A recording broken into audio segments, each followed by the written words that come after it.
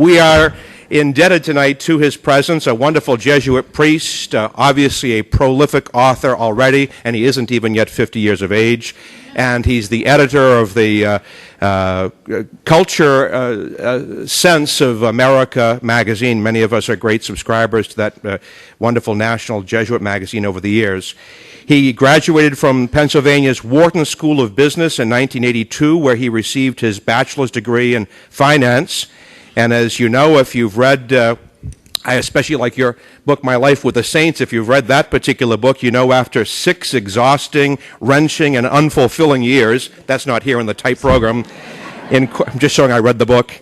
After 6 years in corporate finance and human resources with GE, he entered the Society of Jesus in 1988.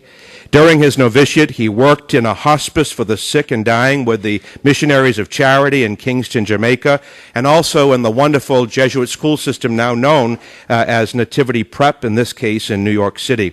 From 1990 to 1992, he studied philosophy at the distinguished Loyola University in Chicago, while also working in outreach programs for young people adversely affected and living on the streets.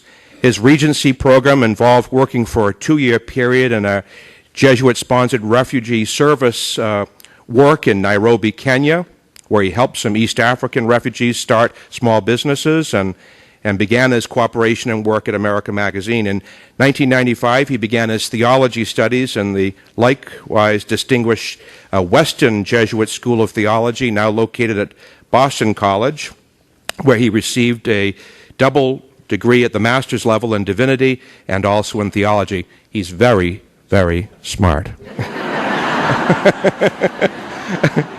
While in Cambridge, he also worked at a Boston prison from which he was released at 1.5 years after sentencing.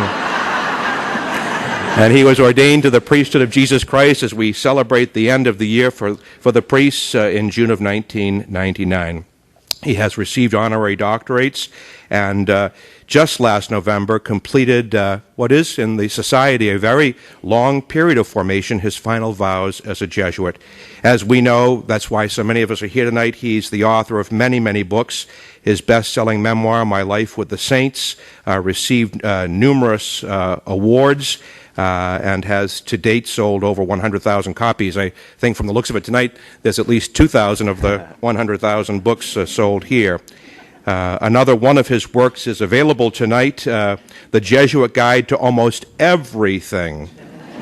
And I can tell you, as someone who's looking forward to making a 30-day retreat, that there's almost everything in it, so I don't have to make the retreat. It's well worth attending to.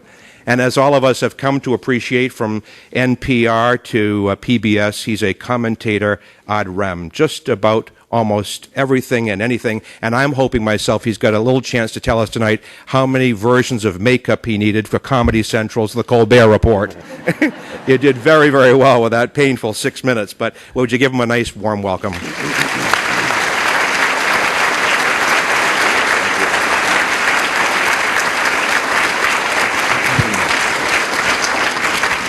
Thank you very much for that wonderful introduction. Can you hear me in the back? Yes. Do you know the story of the, speak up a little, someone says. Do you know the story of the priest who is at Mass and he comes out and he's fiddling with his microphone and he bangs on it like this and he blows into it and he says, I think there's something wrong with this thing. And the congregation says, and also with you.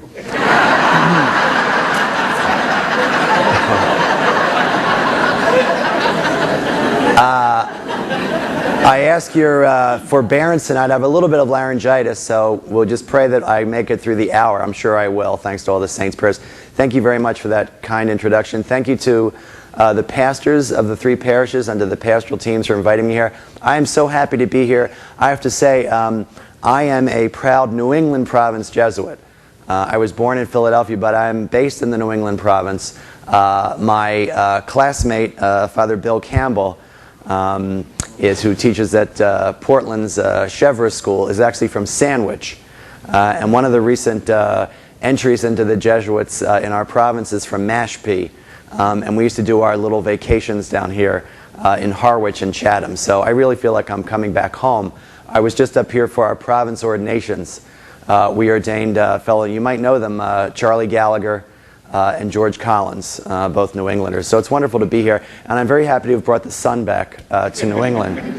I want to tell you a little bit about what I think is a very moving story to start off my talk, which is about joy in the spiritual life.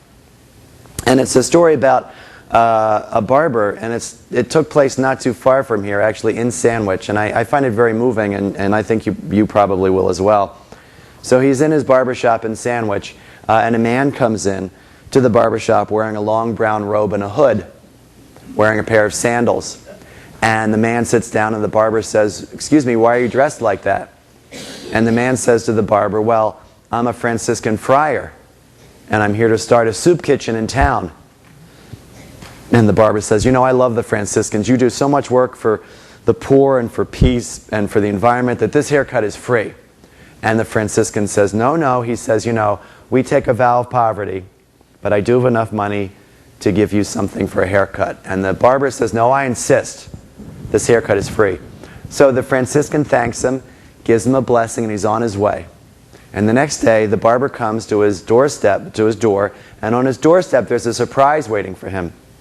A big wicker basket filled with wildflowers and a beautiful thank you note from the Franciscan.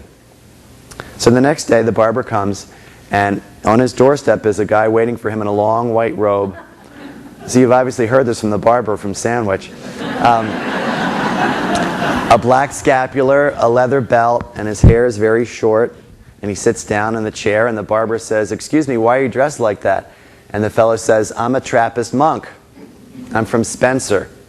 And he says, "I'm in here for a haircut." And the barber says, "Oh, Trappist, you guys are amazing. I've read all of Thomas Merton's works. And I think the way you guys live lives that are so contemplative is just amazing. This haircut is free." So the Trappist says, No. He says, "You know, we do take a vow of poverty, but I do have enough money for a haircut. Please, let me pay you. I insist." So the Trappist monk gives him a blessing, thanks him, and he's on his way. The next day, the barber comes to his doorstep, and there's a surprise waiting for him, a big wicker basket filled with Trappist jams and jellies from Spencer with a nice thank you note. So the next day, a guy comes in wearing a black suit, black clerical collar. Should I even continue? And the barber says, "Why are you dressed like that?" He said, "I'm a Jesuit priest. I teach at BC." "Oh." He said, "I went to BC. My son goes to BC High." He said, "I've been to Gloucester to the retreat house." And he said, "And my daughter goes to Fairfield." He said, "This haircut is definitely for free." And the Jesuit said, No. He said, "We do take a vow of poverty, even though most people don't believe it.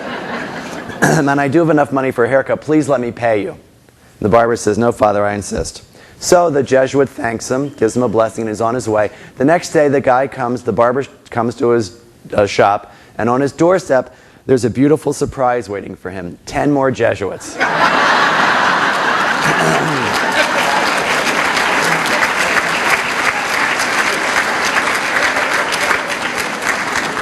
Which is a true story.